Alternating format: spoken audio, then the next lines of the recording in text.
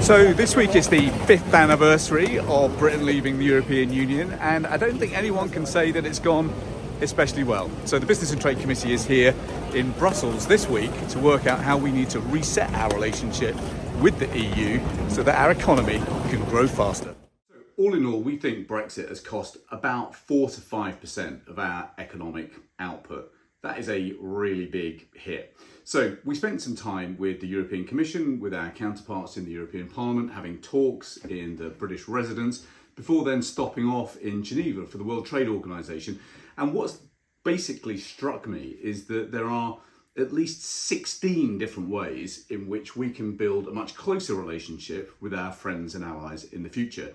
Let's remember, at the time of Brexit, the world was a very different place. There was perhaps some room for confidence in being able to sign free trade agreements around the world. What looks very different now. Donald Trump's arrival back in the White House means that he's now putting tariffs on friends, allies and enemies alike. We've now had a second invasion of Ukraine by Russia. We've got multiplying difficulties with China. So the world is frankly a lot more dangerous than it was at the time of Brexit. And that means that we've probably got to do a heck of a lot more to draw much closer to our allies in Europe. Now, because the government has set out its red lines, no return to free movement, no joining the single market and no customs union, the relationship that we can put back together is going to be quite limited. And that means there's going to be a limited impact of a reset with Europe on economic growth. But we can make progress and we must make progress. And we found that there are probably 16 different ways in which we can tighten that relationship with Europe in a way that is good for our country and good for our economy. Number one is security.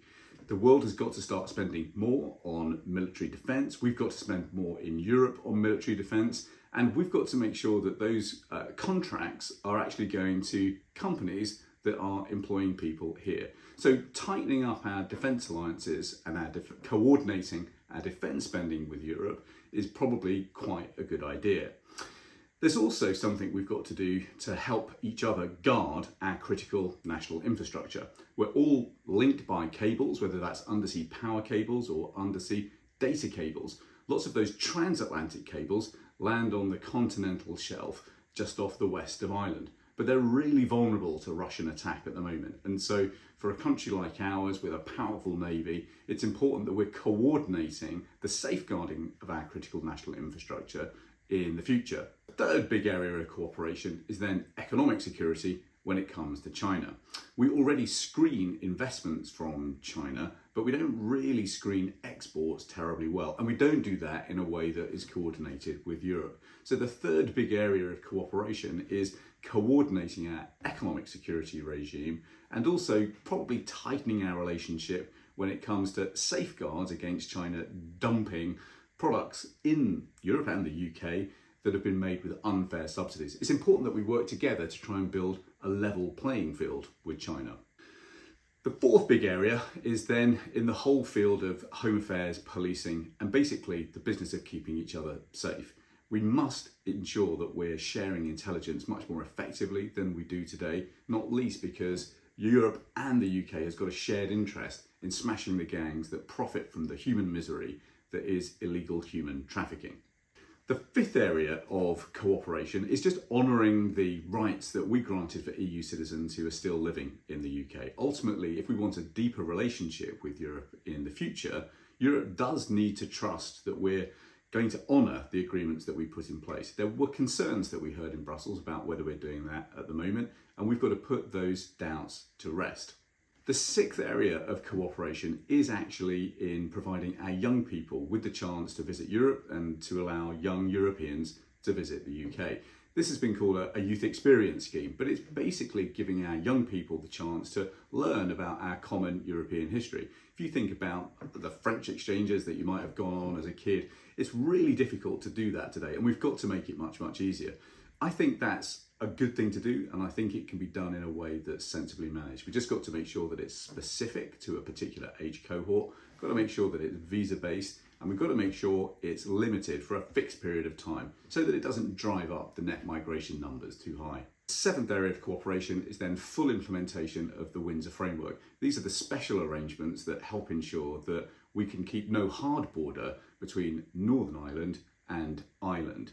At the moment, we haven't fully implemented the promises that we made when we signed the Windsor framework, and this is a big matter of trust for people in Ireland, but across the European Union as well. So once again, if we're to get a deeper relationship with Europe, it's really important that we're seen as a country that honours its bargains. Full implementation of the Windsor framework is one of the ways in which we do that. The eighth area of cooperation is around data. Many people will have heard of the GDPR Act. It's one of the things that ensures that even though there's not free movement of people, there is free movement of data between the UK and Europe. That is something that is incredibly important to us because we are such a brilliant services economy and we export a lot of services digitally. If we can't move data backwards and forwards between the UK and the EU, that trade is going to be hurt badly. The current data adequacy agreement that we have in place with the European Union runs out very soon. It is really important for lots of jobs that we get that renewed for the future. The ninth area of cooperation is then what they call an SPS deal. It's about ensuring that it's much easier for us to export and to import agri-foods. At the moment, there are very limited arrangements, and it means that there are lots and lots of checks that need to take place on either side of the border. It is a red tape nightmare. This is one of the areas where the government has said it wants to strike a much closer relationship with Europe. It's super important that we get that done. At the moment, it's our smaller exporters that have been hit hardest by the multiplication of red tape when it comes to the agri-food sector. We need a deeper relationship for the future. What that may mean is a lot of what's called dynamic alignment around standards. That's something that people are a bit wary of, but frankly, we just need to be pragmatic about this. And some of the arrangements that we put in place for the Windsor framework could actually help us get this sorted. It's good for business and it's good for small business in particular. The 10th area of cooperation is BTOM, the Border Target Operating Model.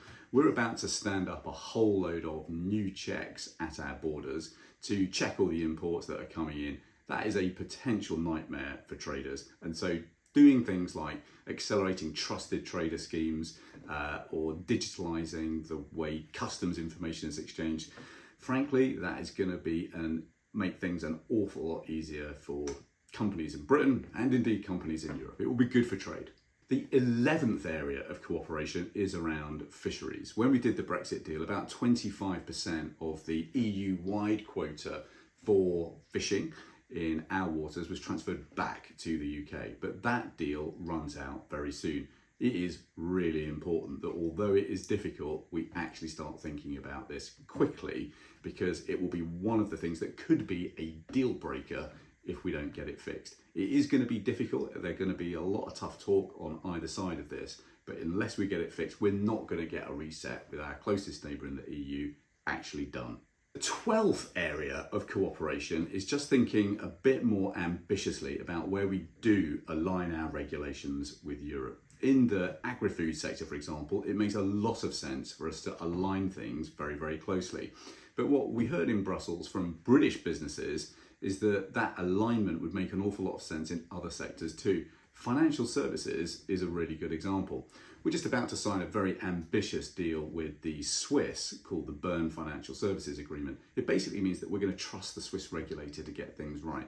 In sectors like financial services, where we've got real strengths as well as really strong regulators, it's important that we do as much as we can to align standards to make that trade flow with Europe much, much easier. Another way in which we can do that is by rejoining the PEM Convention. This governs the rules of origin, which basically allows you to bring down tariffs if you've got a certain amount of content from Europe or our neighbours in the product. Again, it's something that would just make trade flows between the UK and Europe far, far easier. The 13th area of cooperation is in new sectors like technology and artificial intelligence. Here are sectors where there could be some advantages in doing things a little bit differently to Europe, which is frankly over-regulating new industries. Here, however, what would make sense is not regulatory alignment, but regulatory coordination. Let's just make sure that we know what each other is doing so that, again, trade between the UK and Europe can be as smooth as possible. We heard loud and clear from the tech sector, based in Brussels, but representing British business, that this is an area where we do need some freedom to do things on our own terms. But if we don't have regulatory alignment, regulatory cooperation is something that we should be trying to make sure happens. The 14th area of cooperation is in energy. This is one of the biggest opportunities for closer ties between the UK and the EU. The reason? We share the North Sea, and the North Sea could well become one of the world's biggest power plants. We've got real strength in offshore wind. So working together to make sure that we are building a big offshore wind system in the North Sea is something that's of real interest to both the UK and Europe. However, at the moment, our electricity trading systems aren't wired together in the way that they could. And we've got to fix that to make sure that trade in green energy is much easier in the future. One of the biggest issues in this space is what's called CBAM, the Carbon Border Adjustment Mechanism. This is something that EU is introducing and the UK is introducing. It basically means that we'll be charging a kind of tariff on products coming into our market if they've got too much carbon in there. We don't want to decarbonise our own industry and then just import a load of carbon from elsewhere. The problem is the carbon price in Britain is much lower than it is in Europe. And so what that will mean is that if we're exporting products with carbon in them to Europe, we'll basically be hit by a new tariff wall. So joining these systems up would make an awful lot of sense in ensuring that we're not shooting ourselves in the foot and we're doing what we can together to decarbonise our economies. The 15th area of cooperation is in working together to grow international trade. What was really striking at the World Trade Organization is seeing the way in which the UK is now a real leader on trade policy and seeing just the number of countries around the world that are still interested in using the WTO to help advance that trade. About 80% of goods that are traded around the world today are still traded under WTO rules. So making sure that the UK and Europe are working together at the WTO to advance free trade and fair trade is something that's really important. Part of the WTO is gridlocked at the moment because the Americans won't appoint judges to the appeal court at the WTO. That's slowing things down.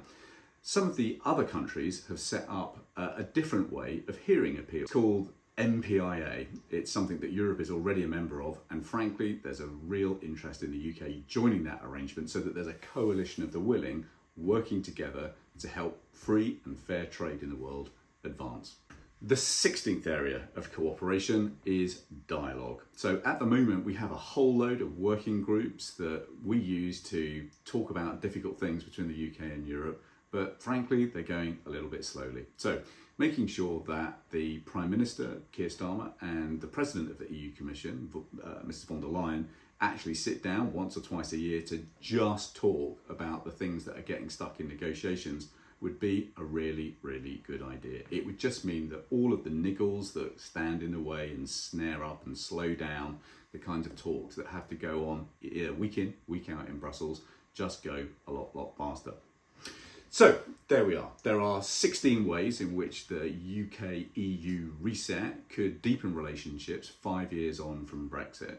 It's not going to recover the 4 to 5% of our economic growth that we have lost because of Brexit, but it could help our economy grow an awful lot faster in the future.